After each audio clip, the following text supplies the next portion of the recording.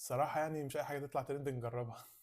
هجرب النهاردة العيش اللي طالع ترند بقاله حبة، اللي بالشوكولاتة وبالحليب. هو مشهور قوي في محمود الفار، بس احنا لقينا بره عادي يعني، بس كان أغلى من شوية من محمود الفار. احنا جبنا الواحد ب45 جنيه. هو اللي بالحليب ده عبارة عن 4، واللي بالشوكولاتة 3، مش عارف اشمعنى.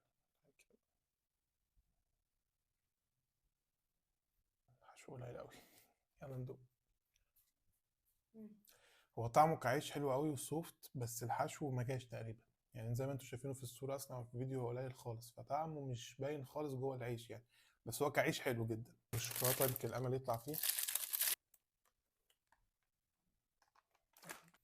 هو برضه سوفت قوي، بس تعالى نشوف الحشو لأن هو مش باين أي حاجة. الحشو هنا أكتر شوية. تعالى نشوف بس الطعم بقى.